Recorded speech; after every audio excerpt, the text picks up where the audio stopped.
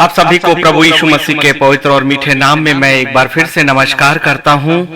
आज की शाम के लिए हम परमेश्वर का धन्यवाद करते हैं क्योंकि वो यहोवा हमारा बल है, हमारा सबसे बड़ा दृढ़ गढ़ वही खुदा है। उस परमेश्वर का हम आज धन्यवाद करते हैं। जितने मेरे साथ इस वक्त लाइव पर आते जा रहे हैं, मैं आप सभी का स्वागत करता हूं और परमेश्वर हमें बहुतायत की आशीष देने जा रहा है मेरे खुदा के लोगों, इसलिए हम परमेश्वर का धन्यवाद करते हैं। वो हमारा गढ़ है, दृढ़ गढ़ है, दृढ़ बल भी है और संकट में वो अति सहजता के साथ मिलने वाला परमेश्वर भी है। आकाश और पृथ्वी टल जाएंगे लेकिन जीवते खुदा का जीवित वचन कभी नहीं टला है। मैं आप सभी का हृदय से धन्यवाद करता हूं कि आप सभी मेरे साथ जुड़ते चले जा रहे हैं। टोनी भाई मैं आपका स्वागत करता हूं, थॉमस जी मैं आपका स्वागत करता हूं, कमल साहू भाई, ज्योति, राजेश लकरा जी मैं आपका भी प्रभु यीशु मसीह के पवित्र नाम में स्वागत करता हूं। प्रभु हम सबको बहुतायत की आशीष दे, उसका अनुग्रह हम सभी पर बराबर रूप से हुआ है और उस खुदा की सामर्थी सुरक्षा हमारे लिए है। हमारा विश्वास, हमारा भरोसा हमारे जीवते खुदा पर है जो आकाश और पृथ्वी का मालिक है। और परमेश्वर के साथ चलना एक सामर्थ की जिंदगी में चलने के बराबर है। कल हमने देखा था कि कैसे चंगाई हमारा अधिकार है और आज हम देखेंगे कि वो परमेश्वर हमारा बल है। संकट में अति सहजता के साथ मिलने वाला वो परमेश्वर। और सच में जितने उस पर विश्वास करते हैं उनमें से किसी का मुंह कभी भी काला होने नहीं पाया। जितने मेरे साथ इस वक्त जुड़ रहे हैं, हम अपने प्रोफाइल में भी शेयर कर रहे हैं और मेरा आपसे निवेदन है, यदि आपको ये कलाम सच में अच्छा लगे तो जरूर इसे शेयर करें, ज्यादा से ज्यादा हम इसे शेयर करें। प्रभु हम सबको बहुतायत की आशीष दे। प्रभु का हम धन्यवाद और धन्यवाद और धन्यवाद करते हैं। भाई अजय जेकब मैं आपका स्वागत करता हूं, योहन माथुर जी मैं आपका भी स्वागत करता हूं, जितने लोग हैं, श्वेता मसीह जी मैं आपका भी स्वागत करता हूं। प्रभु हम सभी को बहुतायत की आशीष दे। आइए हम एक छोटी सी आराधना में चलते हैं जो खुदा की ओर से हमारे लिए है। Jesus Jesus Jesus. प्रभु का आत्मा मुझे जिस जगह पर लेकर जाएगा, हम सभी उस जगह पर चलते चले जाएंगे क्योंकि यहोवा हमारा बल है। आइए हम लाइव आराधना में चले उस प्रभु की स्तुति में।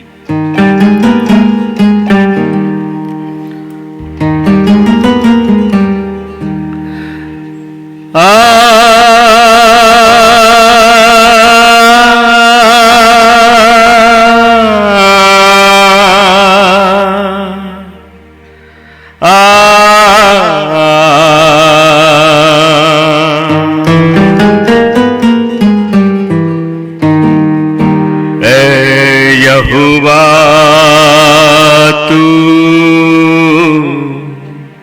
मेरा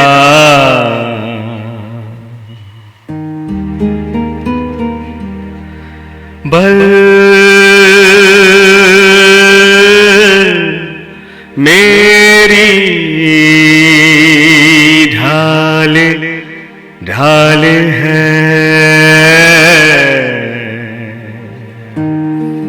वो यहोवा आपकी और मेरी ढाल है, वही शरणागत। तू मेरी शरण, मेरी शरण, मेरा सब कुछ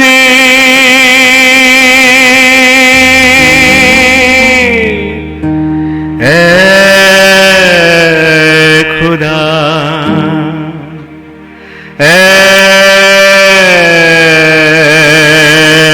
खुदा या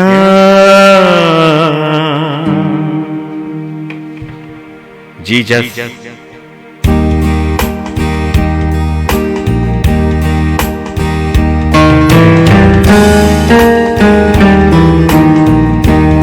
आइए ना हम अपने परमेश्वर को महिमा दें। ऐ खुदा मेरे, तू मेरा बल है, तू मेरी आड़ है। ऐ खुदा मेरे, तू मेरा बल है, तू मेरी आड़ है।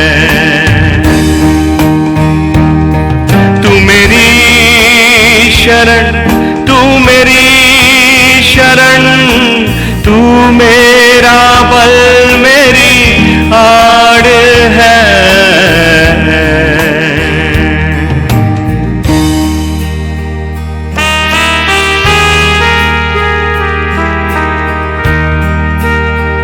तू जो कहे मैं हूँ यहाँ, मेरा खुदा जो कहे वो है वहाँ।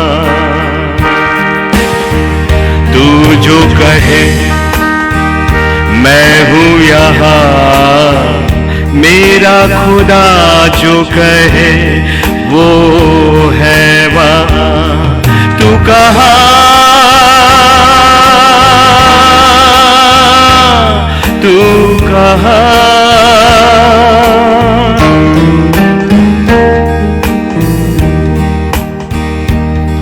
तू कहाँ मेरी वो आड़े अपने खुदा, तू कहाँ मेरी वो आड़े अपने खुदा। उस खुदा का वचन कभी खाली नहीं गया। तू मेरी आड़ है, तू मेरी आड़ है।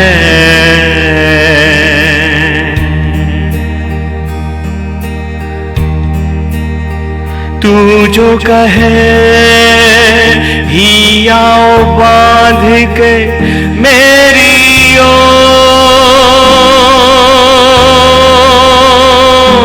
देख ले। हाँ खुदा, तूने कहा तू जहाँ जहाँ चलेगा तेरा यहोवा साथ होगा। तू जहाँ जहाँ चलेगा तेरा यहोवा साथ होगा। हाँ खुदा मेरे, तू है मेरे साथ चलता हुआ है। खुदा मेरे, तू है यहाँ मेरे साथ चलता हुआ। खुदा मेरे, है खुदा मेरे, मेरा तू ही सहारा। ऐ खुदा मेरे, ऐ खुदा मेरे, मेरा तू ही सहारा। कोई घोड़ों पर, कोई रथों पर करता भरोसा मेरा तुझ पर। कोई घोड़ों पर, कोई रथों पर करता भरोसा मेरा तुझ पर। ऐ खुदा मेरे, तू ही मेरा बल। ऐ खुदा मेरे, तू ही मेरा बल। ऐ खुदा मेरे, तू ही मेरी आड़। ऐ खुदा मेरे, तू ही मेरी ढाल।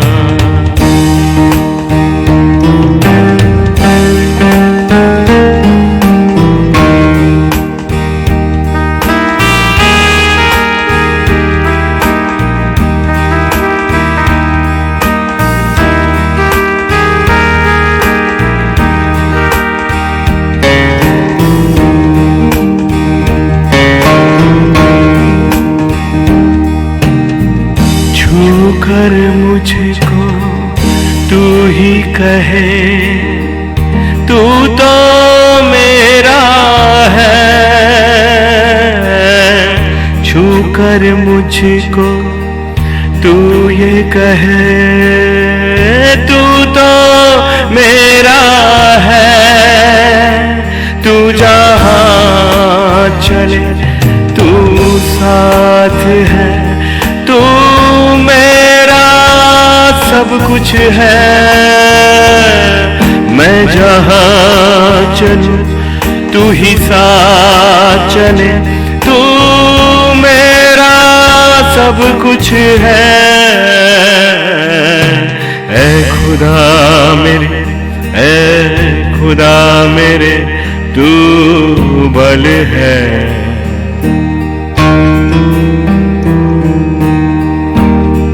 ऐ खुदा मेरे, ऐ खुदा मेरे, ऐ खुदा मेरे।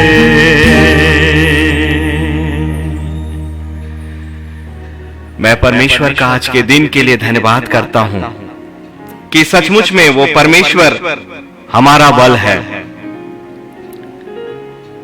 हमारा बल, हमारी आड़, हमारा योद्धा ही तो है। और चाहे पहाड़ टल जाए, चाहे कोई और भी चीजें हमारी जिंदगी के साथ आए, वो बल है हमारा। मैं आप सभी का एक बार फिर से आज की शाम को मैं स्वागत करता हूं इस लाइव पर। और परमेश्वर का वचन कहता है, व्यवस्था विवरण उसके 20 और उसके 4 में, क्योंकि तुम्हारा परमेश्वर यहोवा तुम्हारे शत्रुओं से युद्ध करने और तुम्हें बचाने के लिए तुम्हारे संग चलता है। एक बार फिर से खुदा का कलाम जो उसके मुख से निकला वो कभी भी खाली नहीं जाता है। और वहां कहता है, क्योंकि तुम्हारा परमेश्वर यहोवा तुम्हारे शत्रुओं से युद्ध करने और तुम्हें बचाने के लिए तुम्हारे संग चलता है। और इसीलिए तो वो आराधना उसने दी कि ऐ खुदा मेरे, ऐ खुदा मेरे, तू मेरी आड़ है, तू मेरी ढाल है, और जहां जहां मैं चलूं प्रभु वहां वहां तू मेरे साथ चलने वाला मेरा सच्चा और जीवता खुदा है। इसलिए जो वचन मेरे खुदा के मुख से निकला वो कभी भी खाली नहीं जाता। और मेरे खुदा का वचन एक ही बात कहता है, क्योंकि परमेश्वर यहोवा तुम्हारे शत्रुओं से युद्ध करने और तुम्हें बचाने के लिए तुम्हारे संग चलता है। आप में से ऐसे कितने होंगे जो मनुष्यों के द्वारा अभी घेरे गए होंगे? आप में से ऐसे कितने होंगे जो नाना प्रकार की नालिशों में होंगे, नाना प्रकार के मुकदमों में होंगे, नाना प्रकार की तकलीफों में होंगे, नाना प्रकार की पीड़ाओं में होंगे, और आपको और मुझे कोई उपाय दिखाई नहीं देता। नीति वचन 3, 5 और 6 हमेशा की तरह कि तू अपनी समझ का सहारा मत लेना, परंतु संपूर्ण मन से परमेश्वर यहोवा पर भरोसा रखना। इसने तो हमें सिखाया कि हमें अपनी समझ का सहारा नहीं लेना है, परंतु संपूर्ण मन से अपने परमेश्वर यहोवा पर हमें भरोसा रखना है। और यह भी कि मनुष्य का छुटकारा व्यर्थ है। तो फिर हम जब अपने जीवन में जब हम घिरते हैं, पूरी तरह से जब हम अपने आप को घिरा पाते हैं, उस वक्त हमारा आसरा कौन है, हमारा सहारा कौन है? आत्मिक साम्राज्य और इस संसार के साम्राज्य में जमीन और आसमान का अंतर है। परमेश्वर की बातें सांसारिक दृष्टि से ना तो समझी जा सकती है और ना ही वो सुनी जा सकती है। परमेश्वर का साम्राज्य एक आत्मिक साम्राज्य है, और इसलिए उस आत्मा की बातों को समझने के लिए हमें आत्मा की गहराइयों में तो उतरना ही होगा। लेकिन हर वो वचन जो मेरे परमेश्वर के मुख से निकला है वो कभी भी खाली नहीं जाता है। और आज यहोवा हमारा बल है, वो अति सहजता से हमें मिलने वाला वो खुदा है। और इसीलिए व्यवस्था विवरण 20 और 4 में परमेश्वर आपसे कुछ वादा करता है, यहोवा तुम्हारे शत्रुओं से युद्ध करने और तुम्हें बचाने के लिए तुम्हारे संग चलेगा, तुम्हारे संग चलेगा। और वहां संग चलेगा नहीं, परंतु इसे मैं करेक्ट करता हूं, जो मैंने पहले कहा, वहां लिखा है कि यहोवा तुम्हारे शत्रुओं से युद्ध करने और तुमको बचाने के लिए तुम्हारे संग चलता है, तुम्हारे संग चलता है। ये कंटिन्यूअस टेंस है, सततता है कि वो अभी इस वक्त हमारे साथ है। और वचन वर्तमान में ही है, क्योंकि मेरे परमेश्वर के लिए भूत और भविष्य और वर्तमान मायने नहीं रखता। मेरा परमेश्वर तो वो है जो वो है, वो आदि से है और हमेशा वो रहेगा। इसीलिए खुदावन का कलाम कहता है कि यहोवा तुम्हारे शत्रुओं से युद्ध करने और तुम्हें बचाने के लिए तुम्हारे संग चलता है। और ये वादा है उस परमेश्वर का, और उस वादे के अनुसार इस वक्त वो परमेश्वर आपके और मेरे संग चल रहा है।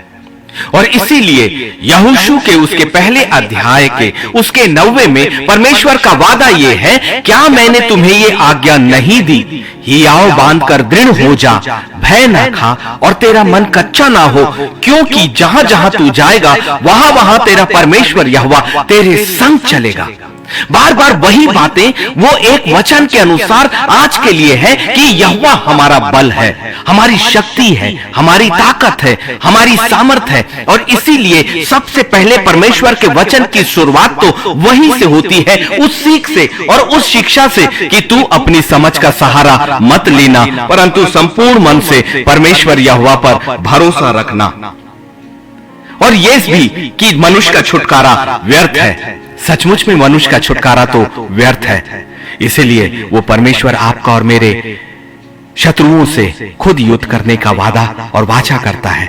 और इस वक्त वो कहता है कि वो मैं तुम्हारे साथ हूं। इसलिए परमेश्वर इस वक्त आपको देखता है, और वो असीमित सीमाओं का बंधा हुआ परमेश्वर नहीं, परंतु असीमित सीमाओं को खोलने वाला परमेश्वर है। जो उसने अपने वचन में कह दिया सो कह दिया, और जो उसने कहा वो कभी भी खाली नहीं जाता है, कभी भी खाली नहीं जाता है। एक वचन आपके और मेरे लिए है कि खुदावन आपका बल है। बल मतलब आपकी ताकत, बल मतलब आपकी सुरक्षा, बल मतलब आपकी आड़, बल मतलब आपकी छत, और चारों ओर से। और इसीलिए वचन कहता है कि तूने मुझे आगे पीछे घेर रखा है, तूने मुझे आगे पीछे घेर रखा है। वो खुदा का पवित्र आत्मा आपके और मेरे लिए चारों तरफ इस वक्त है, और उसने हमें घेरा है। और इसीलिए वो कहता है कि क्या मैंने तुम्हें ये आज्ञा नहीं दी कि हियाव बांध कर दृढ़ हो जा, भय ना खा और तेरा मन कच्चा ना हो। इसलिए क्योंकि जहां जहां तू जाएगा वहां वहां तेरा परमेश्वर यहोवा तेरे संग रहेगा। ये पर्याप्त है। उसका वादा आपसे और मुझसे है कि एक डर और एक भय की आत्मा को आप बाहर करें, अपने परिवार से, अपनी परिस्थितियों से, अपने वातावरण से, अपने मुकदमों से, अपने आर्थिक स्थिति से, अपनी दीनता और मलिनता से, इन सब बातों से खुदावन कहता है कि मैंने तुम्हें एक आज्ञा दी है। और इसीलिए तो भजन संहिता 121 आपके और मेरे लिए है कि मैं अपनी आंखें पर्वतों की ओर उठाऊंगा, मुझे सहायता कहां से मिलेगी। और वहां पर यह कहता है, जो मैं हर बार प्रचार करता हूं, कि मुझे सहायता तो परमेश्वर यहोवा ही की ओर से मिलती है, जो आकाश और पृथ्वी का करता है। और वो कहता है कि क्या मैंने तुझे ये आज्ञा नहीं दी। ये आज्ञा है परमेश्वर की, और वो आज्ञा क्या है? वो यही कि हियाव बांध कर दृढ़ हो जाओ, दृढ़ हो जाओ। तुम हियाव बांधो, मत डरो, परमेश्वर के नाम से तुम खड़े हो जाओ। तुम जिस भी परिस्थितियों पर हो उस खुदा के नाम से खड़े हो जाओ, क्योंकि वो खुदावन आपके साथ हमेशा से है। इसलिए यदि कोई आप में से अपने परिवार का मुखिया है, यदि कोई आप में से कोई ऐसा व्यक्ति है, चाहे वो स्त्री हो, चाहे वो पुरुष हो, चाहे वो युवा हो या युवती हो, यदि वो जिम्मेदारियों को संभालता है किसी भी तरह की, तो खुदावन आपके ऊपर आने का वादा आज आपसे करता है। बड़ी सामर्थ है। केवल ये नहीं कि परमेश्वर हमें सुरक्षा दे रहा है, परंतु परमेश्वर अपने आप को हमारे ऊपर और हमारे आगे रखना चाह रहा है, क्योंकि हमने उस खुदा को अपने ऊपर और अपने आगे नहीं रखा। इसलिए वो कहता है कि मैं तुम्हें एक आज्ञा देता हूं, और वो आज्ञा क्या है कि हियाव बांध ले। और हियाव बांधने का मतलब यह है कि हिम्मत करो। किसके नाम पर? उस खुदा के नाम पर जो ये कहता है कि मैं तुम्हारे संग हूं, मैं तुम्हारे संग हूं। इसलिए तो दाऊद कहता है कि चाहे मैं घनी वादियों में से होकर, घनी अंधेरी घाटियों में से होकर गुजरूं, तो भी मैं हानि से नहीं डरूंगा। किस कारण? क्योंकि उसे पता है कि कोई उसके साथ है। इस वक्त भी कोई तो आपके साथ है। आपके परिस्थितियों के बीच में कोई तो आपके साथ है, और वो कहता है भय न खा और तेरा मन कच्चा ना हो। इतना पर्याप्त है यदि आप इस वचन पर भरोसा करते हो, यदि इस वचन को आज आप क्लेम करते हो, यदि इस वचन पर अपना हाथ रखते हो, क्योंकि अब अंतिम समय का वो प्रचार वो है जो हमें नए यरूशलेम की ओर लेकर जाने वाला है। और हमारी तैयारी शने शने हर दिन की उस नए यरूशलेम की ही तो है।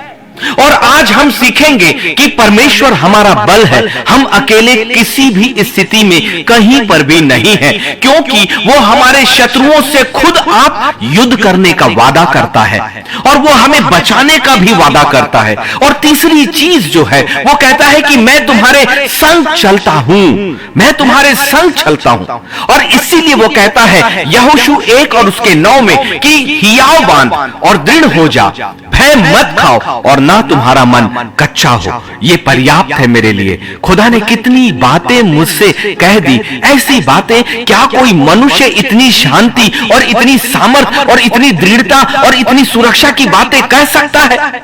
क्या मनुष्य का छुटकारा तो व्यर्थ है, लेकिन ये एक ऐसे खुदा के द्वारा कही गई बातें हैं जिसकी बातें कभी भी टलती नहीं है, जिसके विचार कभी भी आपके लिए जो विचार हैं वो कभी भी उसने नहीं बदले। इसलिए हमें अब हिम्मत है अपने परमेश्वर के हमारे साथ चलने पर, इसलिए हमें हिम्मत है हमारे खुदा के वादे पर, इसलिए हमें हिम्मत है हमारे परमेश्वर की सुरक्षा पर, इसलिए हमें हिम्मत है हमारे खुदा के हमारे हर पल साथ चलने पर, क्योंकि वो खुदा कभी आपसे और मुझसे अलग नहीं हुआ।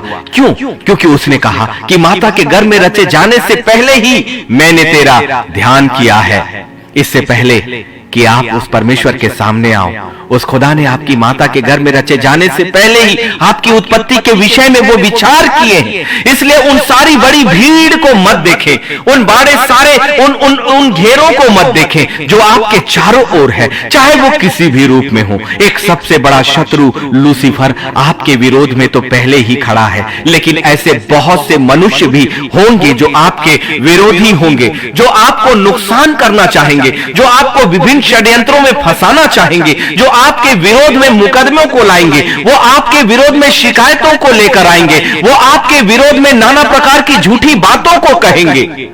लेकिन दूसरा इतिहास उसके 32 और 8 में खुदा क्या कहता है? उसका सहारा तो मनुष्य ही है। किसका? जो मनुष्यों पर भरोसा करते हैं, परंतु हमारे साथ हमारी सहायता और हमारी ओर से युद्ध करने को हमारा परमेश्वर यहोवा है।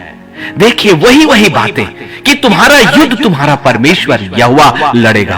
केवल ये वचन हमारे लिए तब सफल होंगे जब हम इन वचनों को प्रयोग करना सीखेंगे। और इन वचनों को प्रयोग करने का तरीका वही है कि इन वचनों पर अपना दाहिना हाथ रखें और परमेश्वर के साथ इन वचनों को अपने आप में बांध लीजिए।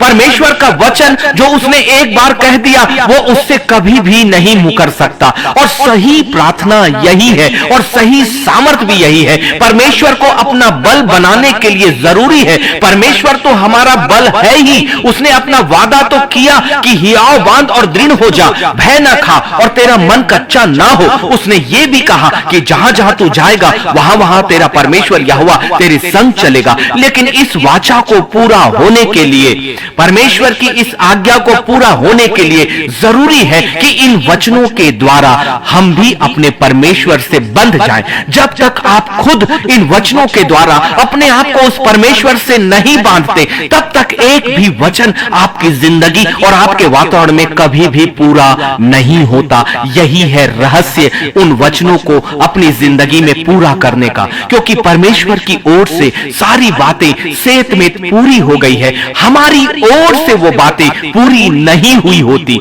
हमारी ओर से ही हम वचन को बांधते नहीं हैं, हम वचन से अपना कमिटमेंट नहीं करते। इन वचनों को साथ रख के इस परमेश्वर के साथ एक समझौता नहीं कर सकते। और इन समझौतों को करने के लिए, जैसा मैंने कल भी चंगाई के लिए प्रचार किया, आज भी वही बातें, बिल्कुल वही तरीका कि इन वचनों से अपने आप को अपनी ओर से बांध लीजिए, क्योंकि खुदा ने अपनी ओर से आपको पहले ही बांध कर रखा है।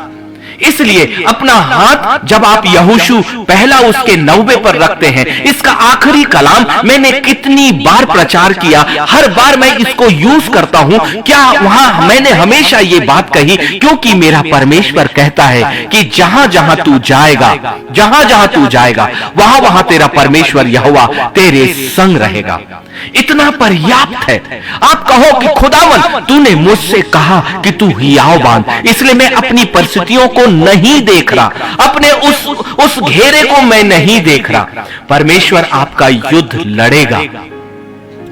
गिदोन के पास मात्र 300 लोग थे और उनके हाथों में मशालें थी और घड़े थे और उनके हाथों में नरसिंगे थे और अनगिनत सेनाओं ने उन्हें घेर कर रखा था।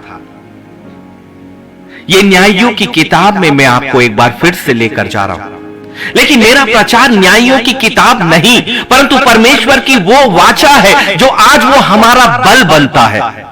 परमेश्वर ने हजारों और करोड़ों के बीच में कुछ लोगों को चुना और ये चुने हुए लोग मात्र 300 लोग थे और खुदा ने इन्हें कहा कि तुम्हारे हाथ में कोई हथियार की जरूरत नहीं है। एक भेद मैं आपके सामने लाता हूं। जैसा संसार लड़ता है, जिन उपायों से संसार लड़ता है, जिन तरीकों से संसार आपके सामने आता है, परमेश्वर का तरीका वो बिल्कुल भी नहीं होता।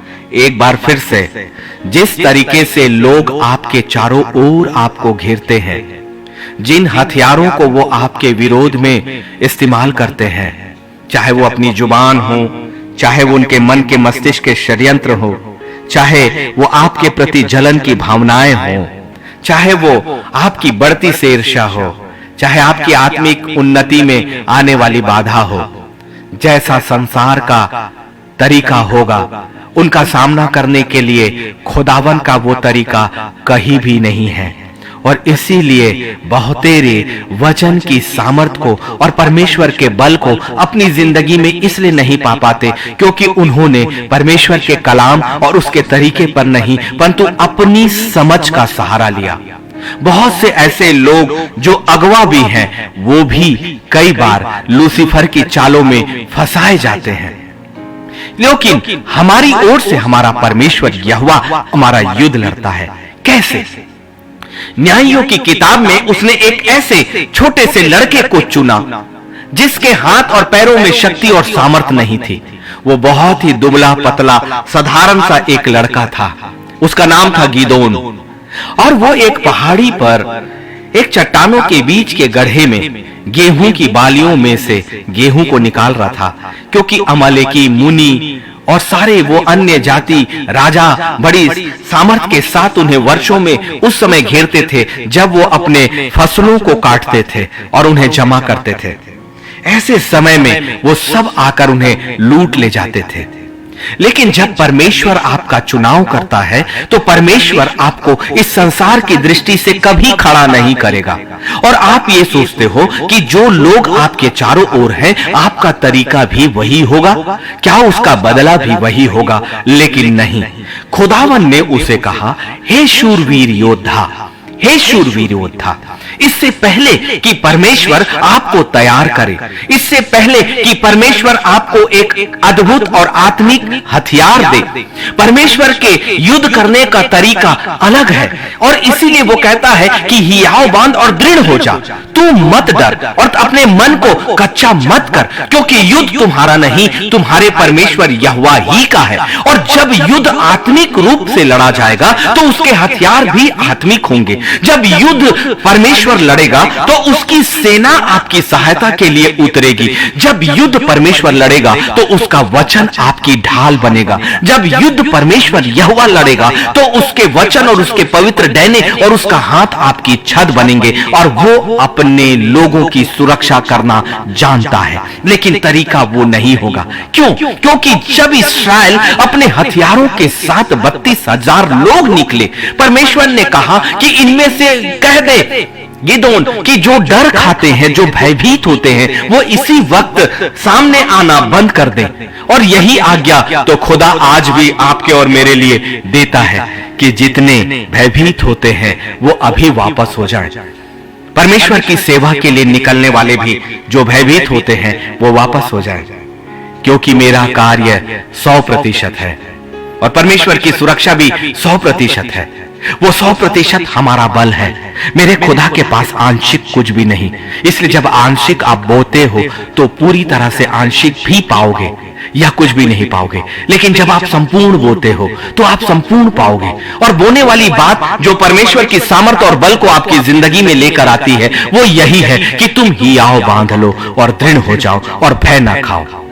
परमेश्वर ने कहा कि 20,000 लोग, उसमें से 22,000 लोग अलग हो गए और मात्र 10,000 लोग बचे। खुदा ने कहा कि अब भी ये मेरे लिए ज्यादा है, क्योंकि परमेश्वर की सामर्थ स्वर्ग से प्रकट होती है। वो मनुष्यों की शक्ति और मनुष्यों की सामर्थ और मनुष्यों के घेरे पर निर्भर नहीं करता। इसीलिए आप अपनी परिस्थितियों को देखकर मत डरें। यदि आप में से बहुत से ऐसे लोग हैं जो विभिन्न मुकदमों में आज फंसे हैं, यदि विभिन्न आर्थिक परेशानियों में, कर्जों में आप फंसे हैं, परमेश्वर आपका बल है। यदि आपकी संपत्ति बिकने जा रही है तो परमेश्वर आपका बल है। यदि आपका शरीर यदि शैतान के और लूसीफर के हाथों में, बीमारियों के हाथों में बंधुआई में चला जा रहा है तो आज वो परमेश्वर आपका बल है। हमें हियाव बांधने की जरूरत है, क्योंकि हियाव तभी आएगा जब परमेश्वर के कलाम और उसके हर उन वचनों पर को जो शब्द उसके मुख से निकलता है आप उस पर विश्वास करोगे, क्योंकि विश्वास करने वाले के लिए ही ये वचन अपने आप में सच और सच और सच है। और केवल एक ही शुरुआत है, वो वचन पर अधिकांश के साथ और पूरे मन से, संपूर्ण मन से उस वचन पर भरोसा करना। और मुझे सबसे अच्छा लगता है कि खुदावन के इन वचनों को मैं अपने सामने खोल कर रखता हूं और अपने पैरों को, अपने घुटनों को मैं जमीन पर टिकाता हूं और अपना हाथ खुदावन के इन वचनों पर लेकर मैं आता हूं और खुदावन के सामने मैं नतमस्तक होता हूं और कहता हूं कि पवित्र आत्मा मेरी सहायता करे, क्योंकि अब मैं इस वचन के द्वारा खुदावन से बंधने जा रहा हूं और ये एक आत्मिक बंधन है। इसलिए संसारिक शरीर में होकर कभी भी ये वचन मेरे साथ बंधेगा नहीं। इसलिए आप मेरी सहायता करें। देखिए, ये प्रयोग करने का वो तरीका है, ये वही सही प्रार्थना जो खुदावन से दूर करती है उस लूसीफर के द्वारा आपको अलग एक ऐसी प्रार्थनाओं में लेकर जाएगा, आपको ऐसे उपवास में लेकर जाएगा जिसके वचन, जिसके शब्द कभी भी खुदा की वेदी के सामने पहुंच ही नहीं पाते। लेकिन हमारी प्रार्थना तो दानियेल की प्रार्थना के समान होनी चाहिए, क्योंकि दानियेल की प्रार्थना विश्वास के शब्दों के साथ जाती थी और विश्वास के द्वारा ही सब कुछ संभव है। और इसीलिए विश्वास को और विश्वास की सामर्थ्य को मांगना आपके लिए बहुत जरूरी है। और विश्वास की आत्मा केवल पवित्र आत्मा ही है। इसलिए जब भी आप इन वचनों को, जिन्हें मैंने अभी प्रचार किया, जब आप अपनी जिंदगी में इन्हें पूरा करना चाहें, सबसे पहले पवित्र आत्मा को अपना मध्यस्थ बनाएं और आपकी प्रार्थना की शुरुआत भी यही हो कि पवित्र आत्मा आप मेरे वातावरण में आकर मेरे शरीर के ऊपर मेरी आत्मा को प्रबल कर दीजिए। और ये शब्द जो एक पवित्र आत्मा के द्वारा मेरी आत्मा से बंधने वाले हैं, जब तक आप मेरे मध्यस्थ नहीं होंगे तब तक ये शब्दों से मैं कैसे बंधूं। इसलिए खुदावन मुझ पर अपना रहम करे, अपने वातावरण को खुदावन के हाथों में सौंपे और अपना हाथ रखे और अपने खुदा के सामने इन शब्दों को बार बार दोहराए। खुदावन तूने कहा हियाव बांधकर दृढ़ हो जा और भय न खा, तेरा मन कच्चा ना हो। तो आज प्रभु इस वचन को मैं अपनी जिंदगी में तेरी ओर से नहीं परंतु अपनी ओर से बांधता हूं खुदावन, क्योंकि तूने अपनी ओर से तो ये वचन मेरे लिए कह दिया। अब मैं विश्वास करता हूं कि जब तूने कहा हियाव बांधकर दृढ़ हो जा, तो अब मैं हियाव बांधकर दृढ़ होता हूं और डर की हर एक आत्मा को मैं बाहर करता हूं, क्योंकि दूसरा तीमुथियुस में खुदा का वचन कहता है कि मैंने तुम्हें भय की नहीं परंतु धीरज, संयम और प्रेम की आत्मा दी है। जहां भय है वहां लूसीफर की आत्माएं हैं, जहां सामर्थ है, जहां हियाव है, वहां पर परमेश्वर का वो वाचा है जो वो आपसे और मुझसे बांधता है। वो कहता है अपने मनों को कच्चा मत करो, क्योंकि मैं जहां जाऊंगा मेरा परमेश्वर उस जगह पर मेरे साथ जाएगा। आप जहां पर हैं आपका परमेश्वर अपने इस वचन के अनुसार, यहोशू 1 और 9 के अनुसार आपके साथ है। और जब आपने उस वचन को बांध लिया, परमेश्वर के कलाम को सामने रखकर अपने घुटनों को टेक कर अपने खुदा के सामने समर्पित करें और अपने आप को इस वचन से बांध लीजिए, क्योंकि उसने पहले ही आपको बांध लिया है। जरूरत है हमें बांधने की। बहुत बड़ी सामर्थ है परमेश्वर की संगति में, क्योंकि परमेश्वर अपने आप में ही बल है। वो इस संसार का खुदा नहीं, वो कोई मनुष्य नहीं, वो इस संसार का शासक नहीं, वो इस संसार का प्रभु नहीं, परंतु राजाओं का राजा और प्रभुओं का प्रभु है, जो कभी न तो उत्पन्न हुआ न कभी समाप्त होगा। ऐसा परमेश्वर आपके साथ है। लेकिन उस खुदा को समझने के लिए, उस खुदा की बातों को जानने के लिए, अपनी जिंदगी में उस परमेश्वर की बातों को पूरा होने के लिए हमें आत्मिक जीवन में आगे आना होगा। आत्मा के साथ, आत्मा की संगति में, आत्मिक साम्राज्य में प्रवेश करना होगा। इसीलिए दूसरा इतिहास 32 और 8 है कि छोड़ दीजिए उन मनुष्यों को जिनका सहारा मनुष्य है, परंतु हमारे साथ, हमारी सहायता और हमारी ओर से युद्ध करने को हमारा परमेश्वर यहोवा ही है। वो आपका युद्ध करता है। परमेश्वर आपकी ओर है। और इसीलिए भजन संहिता 20 और 7 जो आराधना में मैंने कहा वो यही था कि किसी को तो रथों का और किसी को घोड़ों का भरोसा है, परंतु हम तो अपने परमेश्वर ही का नाम लेंगे। ये पर्याप्त है। और ये वचन किसने कहा? जिसके पास हजारों रथ थे, जिसके पास हजारों घोड़े थे, जिसके पास हजारों सैनिक थे। वो राजा था इस्राएल का, वो राजा। लेकिन वो कहता है कि जिससे रथों पर, जिसे सेना पर, जिसे मनुष्यों पर, जिसे घोड़ों पर भरोसा हो तो हो, परंतु हम अपने परमेश्वर यहोवा ही का नाम लेंगे। दाऊद ने ऐसा क्यों नहीं कहा कि मैं?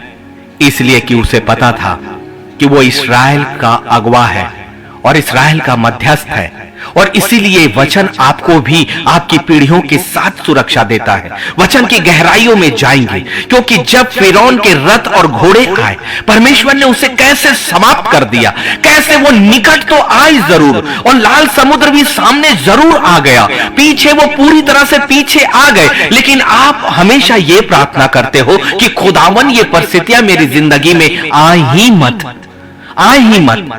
इसकी क्या जरूरत है?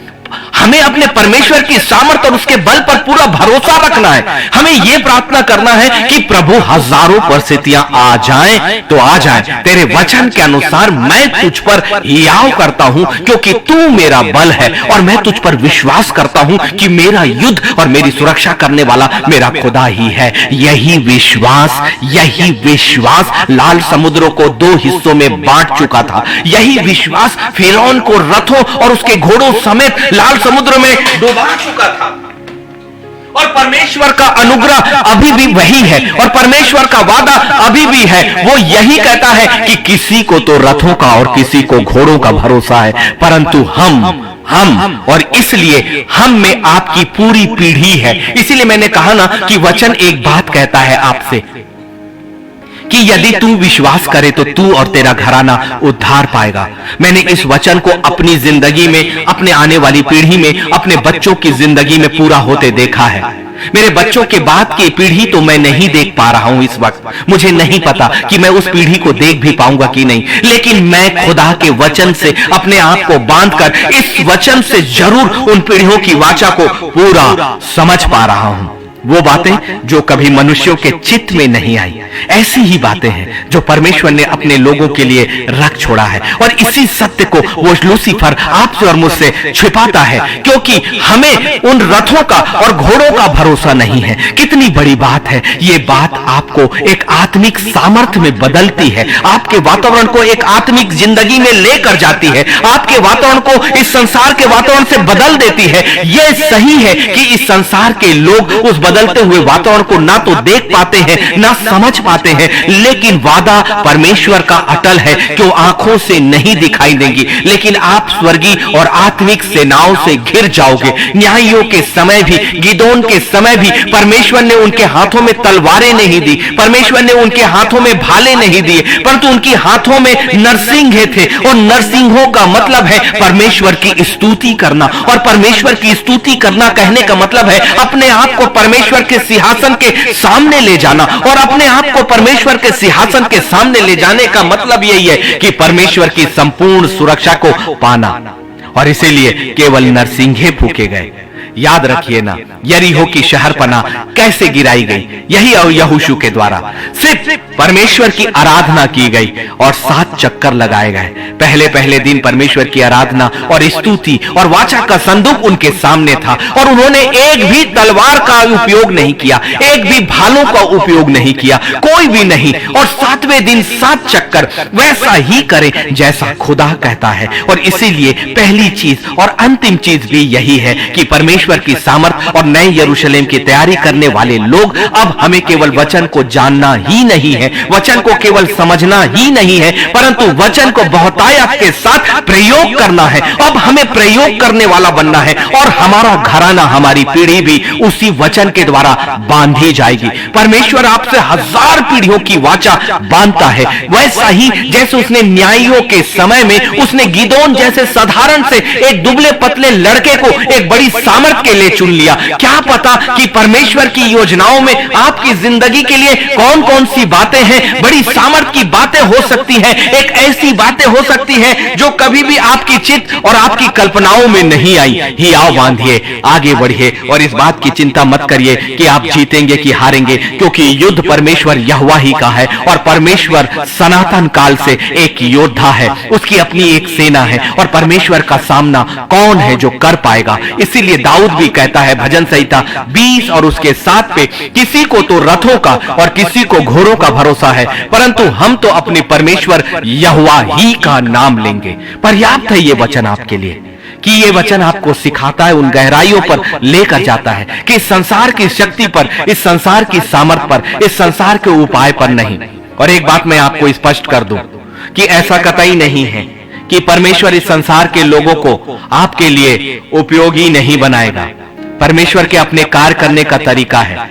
इसका मतलब यह है कि परमेश्वर चाहे तो इस संसार को आपके लिए उपयोग कर सकता है।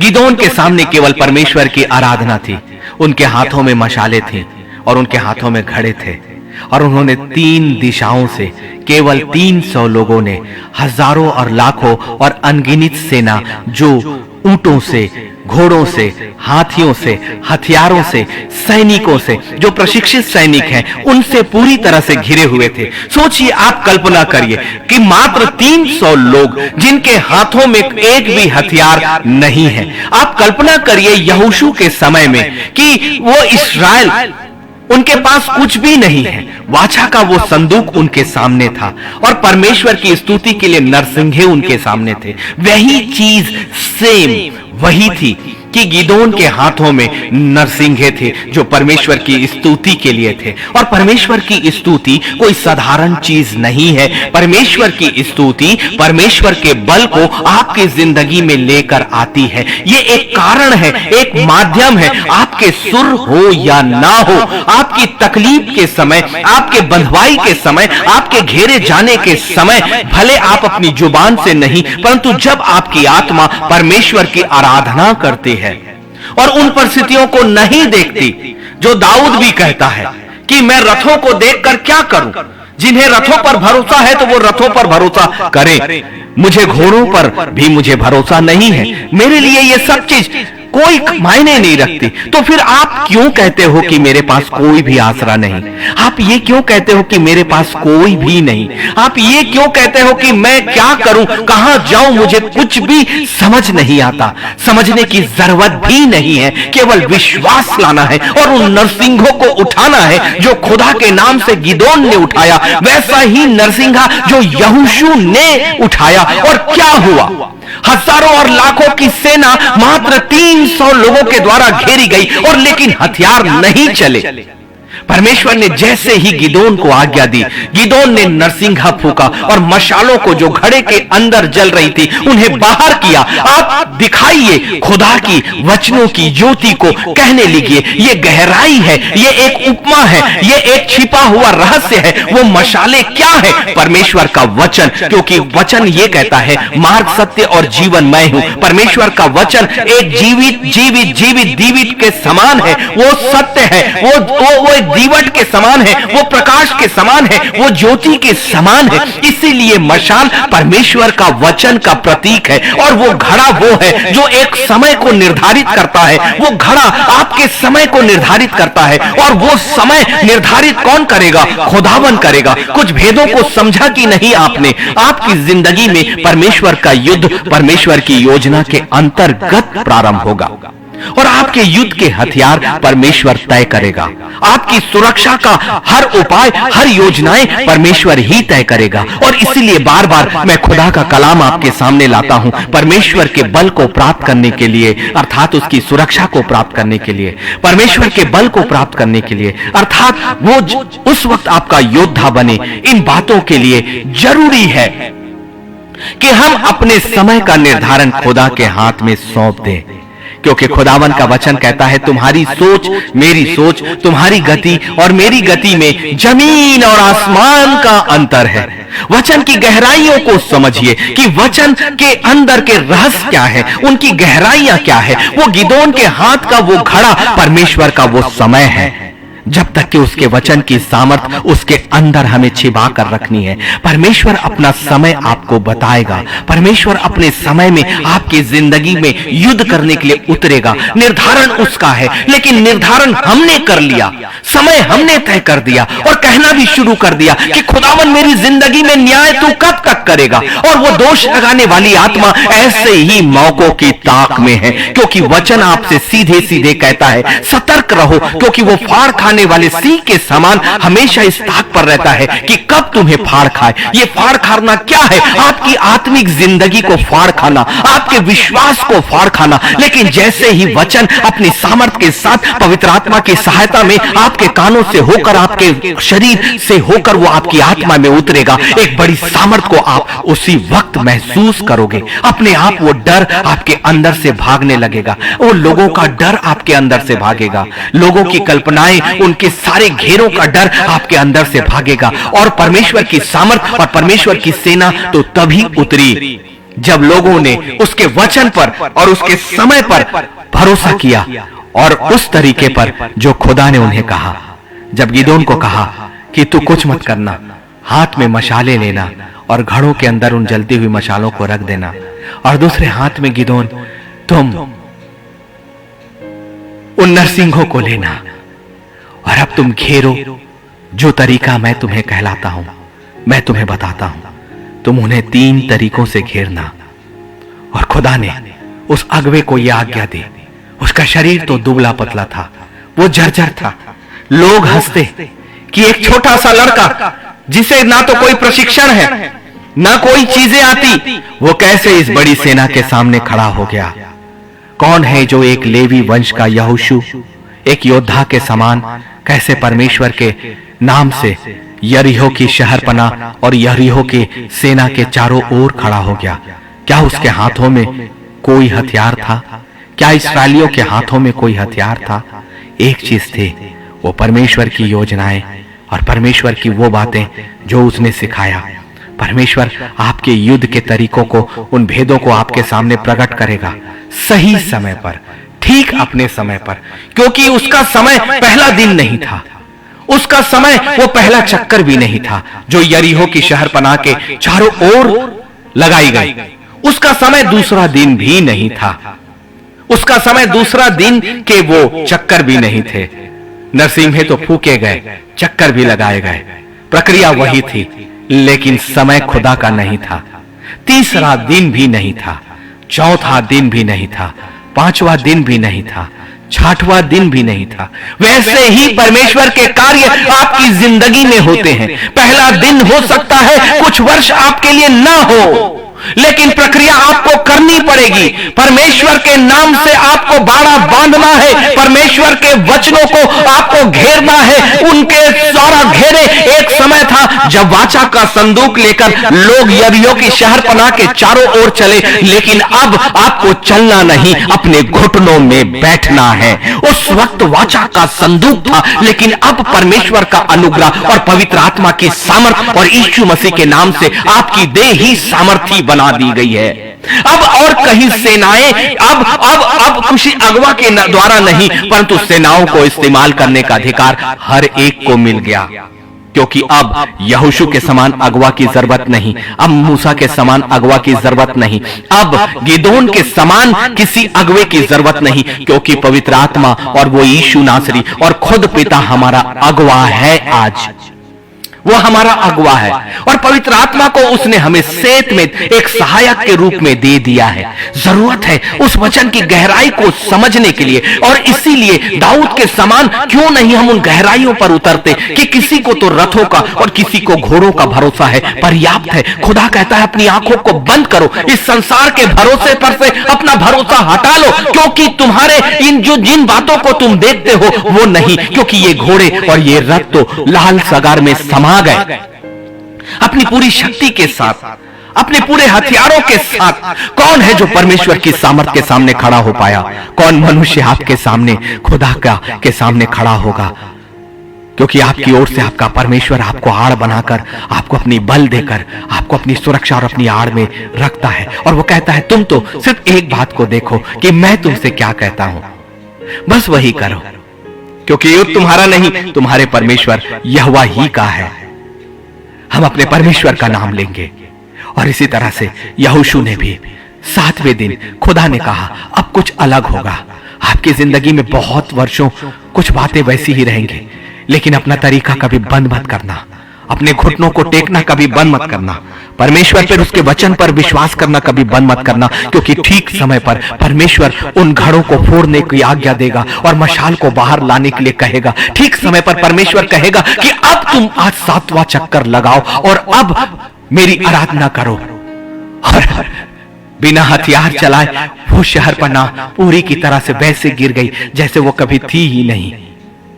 वो अमालेकियों की सेना ऐसे नाश हो गई बिना एक हथियार चलाए। किसने उनके सामने उनके साथ युद्ध किया? उस खुदा ने जो आपकी ओर से सेनाओं का पवित्र परमेश्वर यहोवा है।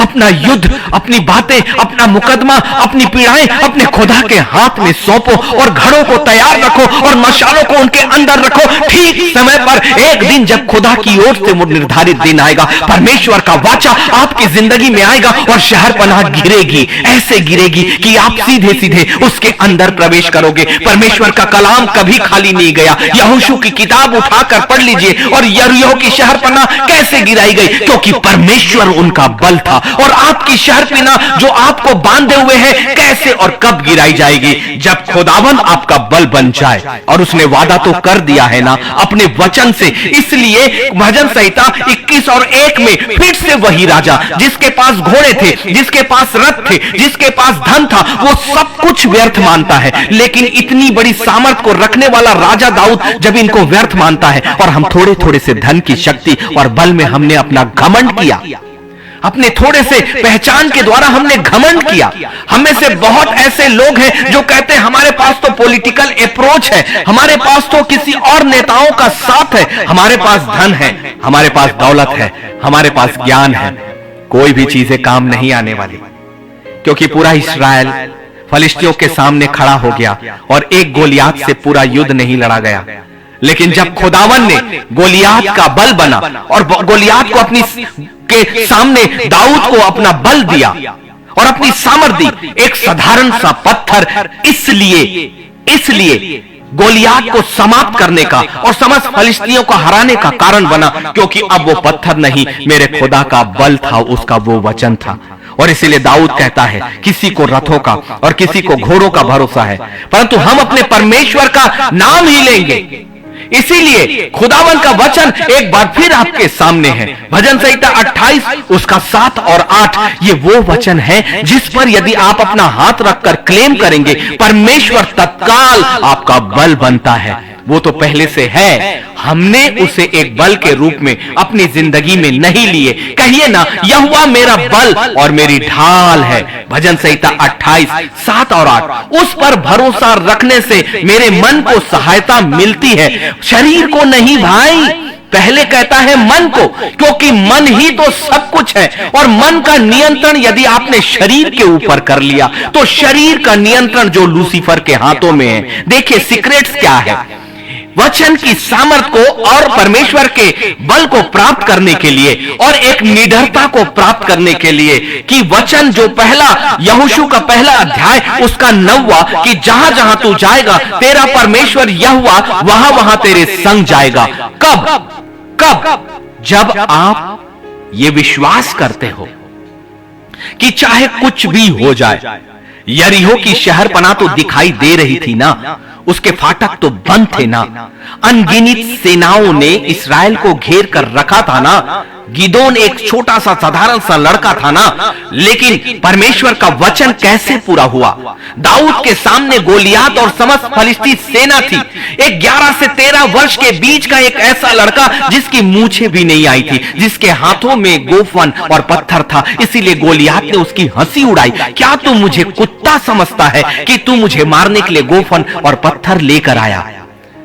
नहीं, दाऊद के पास परमेश्वर एक बल के रूप में था, इसलिए वो साधारण सी चीजें भी आपके छुटकारे का कारण बनेंगी जिससे आपने बहुत साधारण समझा। ऐसी ऐसी बातें परमेश्वर आपके सामने लाएगा, ऐसे ऐसे रहस्यों को आपके सामने खोलेगा, ऐसे ऐसे नए नए अस्त्र और शस्त्र वो आपके हाथों में देगा, ऐसे ऐसे कवच वो आपको पहनाएगा अपने वचन की सामर्थ्य से, अपने पवित्र आत्मा के द्वारा, और ठीक समय पर परमेश्वर अपने उपाय को आपके सामने लेकर आएगा। जैसे ठीक समय पर उसने कहा गिदोन अपना घड़ा फोड़, और उस मशाल को सामने दिखा और एक ही चीज कही, उन्होंने नरसिंघा फूका और एक ही शब्द कहा, परमेश्वर की तलवार और गिदोन की तलवार, परमेश्वर की तलवार और गिदोन की तलवार, परमेश्वर की तलवार और गिदोन की तलवार। और वैसे ही यहोशू ने एक आज्ञा दी कि कुछ मत करो, केवल परमेश्वर की स्तुति करो।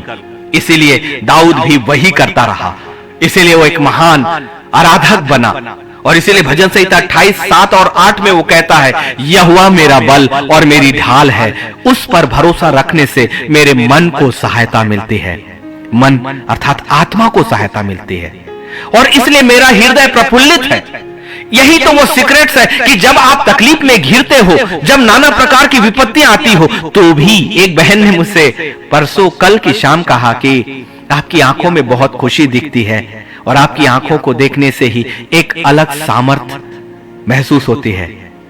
मैं मुस्कुराया। ये मेरी तारीफ नहीं, मेरे चेहरे की तारीफ, मेरी आंखों की तारीफ नहीं थी, लेकिन इस वचन की तारीफ थी। कैसे? यहोवा मेरा बल और मेरी ढाल है, उस पर भरोसा रखने से मेरे मन को सहायता मिलती है, इसलिए मेरा मन प्रफुल्लित है और मैं गीत गाकर उसका धन्यवाद करूंगा। कैसे तकलीफ के समय में आप गा सकते हो, कैसे आप वचन के द्वारा घेरे जाने पर भी कैसे आपके मन और विचार प्रफुल्लित होते हैं। यहां है उसका सीक्रेट जो भजन संहिता 28:7 और 8 में है। कैसे मेरी चेहरे में खुशी होती है, कारण क्या है? यहोवा मेरा बल और मेरी ढाल है, उस पर भरोसा रखने से। कहां से बातें शुरुआत हुई? आप ये कहो कि यहोवा मेरा बल और मेरी ढाल है। दो चीजें हैं, बल के द्वारा लड़ाई लड़ी जाती है और ढाल के द्वारा वारों को सुरक्षा किया जाता है। एक बार फिर से, यहोवा मेरा बल और मेरी ढाल है। बल के द्वारा हथियार चलाए जाते हैं, मतलब चलाने वाला भी वही, आपकी ओर से हथियार परमेश्वर चलाएगा। और मेरी ढाल है, ढाल हथियारों को रोकता है। वाओ, दोनों चीजें खुदा में, दोनों चीजें यहोवा में। यहोवा मेरा बल और मेरी ढाल है, एक चीज नहीं है। परमेश्वर आपकी ओर से वार करने वाला, युद्ध करने वाला भी है, और आपके विरोध में जो युद्ध छिड़े गए, जो हथियार चलाए जाते हैं, उनसे आपकी सुरक्षा करने वाला भी है। और क्या चाहिए? अब कहता है, यदि ये दो बातें तुम समझ गए तो तुम्हारा भरोसा पवित्र आत्मा के द्वारा, पवित्र आत्मा आपकी सहायता करेगा और इन वचनों के भेदों को आपको पहुंचाएगा कि वो मेरा बल और मेरी ढाल है। इसीलिए आज की आराधना यदि आपने ठीक से नहीं सुना तो वो लाइव लाइव आराधना थी, पूरी तरह से लाइव, शब्द भी पूरी तरह से लाइव और धुन भी पूरी तरह से लाइव। और देखिए, मुझे नहीं पता था कि खुदावन अपने कलाम में मुझे कौन से शब्द देने जा रहा है, कौन से कलाम देने जा रहा है। और ये सारी चीजें उसने अपने कलाम में हमारे लिए पहले ही दे दी कि तू मेरा बल और मेरी ढाल, मेरी शरण स्थान, मेरा गढ़ है। देखिए, वही तो कहता है कि यहोवा मेरा बल और मेरी ढाल है। बल का मतलब ताकत, वो जो दूसरों के विरोध में वो आपके लिए इस्तेमाल करेगा, और ढाल वो जो दूसरों के हथियारों से, दूसरों की मंशाओं से, दूसरों की हर एक उन घेरों से, दूसरों के षड्यंत्रों से वो आपकी सुरक्षा करेगा। और इसमें समस्त मानव जाति, बड़े से बड़े घेरे, और चाहे वो लूसीफर ही क्यों ना हो। यही तो बड़ी ताकत है कि एक मनुष्य होने के नाते कैसे हम बड़ी आत्मिक सेनाओं का, अंधकार की सेनाओं का और मनुष्यों की एक बड़ी भीड़ का सामना कर सकते हैं, सिर्फ तब जब परमेश्वर आपका बल और आपका ढाल हो। और ये बातें जब आप भरोसा करने लगते हो, तब आपके मन को सहायता मिलती है। किसकी ओर से? ये भजन संहिता 28:7 और 8 में इसके गहराइयों में आपको लेकर जा रहा हूं, जो पवित्र आत्मा इस वक्त मुझसे बातें कर रहा है। इस वक्त कि जब वो आपका बल है, जान लीजिए कि वो आपकी ओर से युद्ध करेगा, वो आपकी ढाल है, वो आपकी सुरक्षा करेगा। और जब ये दोनों बातें आप भरोसा करते हो और पवित्र आत्मा ही है, तब आपके मन को सहायता मिली है। कौन है सहायक? वही पवित्र आत्मा। और अब जब ये सहायता मिलती है पवित्र आत्मा की, इसलिए क्यों? इसलिए, किस लिए? कि जब मन को सहायता मिली, किससे मिली? पवित्र आत्मा से मिली। किस बात की सहायता? भरोसा रखने की सहायता। किस बात पर भरोसा रखने की सहायता? कि परमेश्वर मेरा बल भी है, मेरी ओर से युद्ध लड़ने वाला भी है, और मेरी ढाल भी है, वो मेरी सुरक्षा करने वाला भी है। और तब इसलिए मेरा हृदय प्रफुल्लित है और मैं गीत गाकर उसका धन्यवाद करूंगा। यहोवा उनका बल है, वह अपने अभिषिक्त के लिए उद्धार का दृढ़ गढ़ है। और इसीलिए भजन संहिता 34 उसका 18 भी आपके सामने है। यहोवा टूटे मन वालों के समीप रहता है। वचन कभी खाली नहीं गया। अब इस वचन के साथ मैं खुदावन का यह कलाम समाप्त करने जा रहा हूं कि यहोवा टूटे मन वालों के समीप रहता है। इसलिए यदि आप में से कोई ऐसा है जिसका मन सच में टूटा, मेरे सामने ऐसे बहुत से मेरी बहनों का कॉल आता है जिनके पति अब इस संसार में नहीं है, जो अपनी युवावस्था में, कोई 27 वर्ष, कोई 30 वर्ष, कोई 32 वर्ष, और कभी किसी को मजबूरियों में, कहीं किसी के घर में खाना बनाना पड़ रहा है, कहीं पर उन्हें बर्तन मांजना पड़ रहा है। और जब वो मुझसे बातें करती हैं, उनका मन टूटा और पिसा हुआ रहता है। लेकिन जब मैं उनसे बातें करता हूं, पवित्र आत्मा एक शांति के वचनों को उनसे कहता है और मुझसे भी कहता है, और वो एक माध्यम बनाता है। और इसलिए मुझे उन बातों को कहने के लिए कहता है कि तुम्हारे लिए उम्मीद है, तुम्हारे लिए परमेश्वर की अद्भुत योजनाएं हैं। और एक जिंदगी में कोई बातों का घट जाना, हट जाना, इसका मतलब ये नहीं कि तुम्हारी जिंदगी को खुदा ने ऐसे ही छोड़ दिया। उसने कहा कि जहां जहां तू जाएगा, तेरा परमेश्वर यहोवा वहां वहां तेरे संग जाएगा। इसलिए मेरी बहन, यदि ये वचन को तुम विश्वास करते हो, तो ये जान लो कि तुम अब बर्तन मांजने की जगह पर हो, उस जगह पर भी मेरा खुदा है। जिस जगह पर खड़े होकर तुम खाने बना रही हो, उस जगह पर भी मेरा परमेश्वर है। जिस जगह पर तुम मार्केट में जा रहे हो, उस जगह पर भी है। और तुम्हारे पीछे तुम्हारे बच्चों की सुरक्षा भी उनका अब्बा, उनका वो पिता जिसने उसे तुम्हारे गर्भ में दिया, जो उनका वास्तविक पिता है, वो अपने बच्चों की देखभाल करना जानता है। क्योंकि परमेश्वर कहता है कि मैं विधवाओं और अनाथों की सुधि लेने वाला परमेश्वर हूं। मैंने ये जिंदगी मेरी विधवा मां की जिंदगी में और अपनी जिंदगी में पाया है कि मैं जब परमेश्वर को नहीं जानता था, लेकिन परमेश्वर का वचन हमें जानता था। वो अपनी विधवाओं की और अनाथों की सुधि लेने वाला परमेश्वर है। और इसलिए वो खुदा का वचन मैं उन बहनों के वातावरण में बांधता हूं, क्योंकि अभी मुझे एक मध्यस्थता करनी है, लेकिन एक दिन उन्हें मेरी मध्यस्थता की जरूरत नहीं पड़ेगी। एक दिन मेरे लिए भी किसी ने मध्यस्थता करी, मेरे लिए भी किसी ने खुदने को टेका, मेरे लिए भी किसी ने कई कई दिनों तक उपवास किया। और तब देखिए, आज मैं भी एक अगुवा के रूप में खड़ा हो गया। लेकिन आज यदि मैं वही मध्यस्थता करूं जो यहोशू ने किया, वही मध्यस्थता करूं जो गिदोन ने किया, सिर्फ एक बात पर विश्वास करके कि खुदावन हमारा बल है। इसलिए यहोवा टूटे मन वालों के समीप रहता है और पिसे हुओं का उद्धार करता है।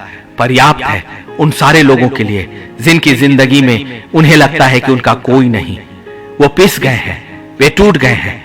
और सबसे अच्छा बलिदान तो यही है, क्योंकि टूटा और पिसा और दुखी हुए मन ही तो परमेश्वर के लिए योग्य बलिदान है। खुदावन आपके धन को, आपके और बातों को नहीं, परंतु इसी समर्पण को तो जानता है। और यही तो हमारी प्रार्थना होती है कि ऐ मेरे खुदावन, तो टूटे हुए और पिसे हुए लोगों के समीप रहता है। खुदावन आपके समीप है, इसलिए वो परमेश्वर हमारा बल है, हमारा दृढ़ गढ़ है। और अब हमें किस बात की चिंता, क्योंकि वो हमारा गढ़, हमारा दृढ़ गढ़, हमारा बल है। हमारा प्रभु हमारे साथ है। प्रभु इस वचनों के द्वारा हमें बहुतायत की आशीष दे। मेरे जिंदा खुदावन, मैं आपका धन्यवाद करता हूं कि आप हमारे बल हैं, हमारा दृढ़ गढ़ है। आपका हर वचन हम कबूल करते हैं पिता, और बांधते हैं उन सारे वचनों से, क्योंकि आप हमारी ओर से युद्ध करने वाले हमारे बल भी हैं और हमारी सुरक्षा करने वाले हमारी ढाल भी हैं। और अब यरीहो की शहर पनाह हमारे पैरों के सामने, और जिस जगह पर हम खड़े हैं वहीं गिरेगी।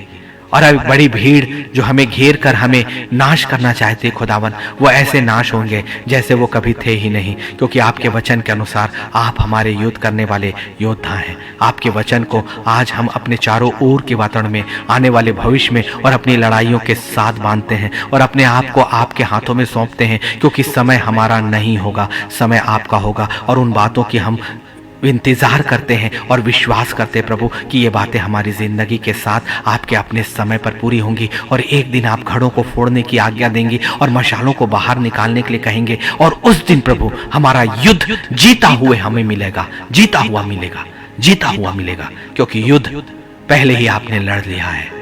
धन्यवाद प्रभु आपके वचनों के लिए, प्रभु यीशु मसीह के नाम पर आमीन, आमीन, आमीन। प्रभु हम सबको बहुतायत की आशीष दे।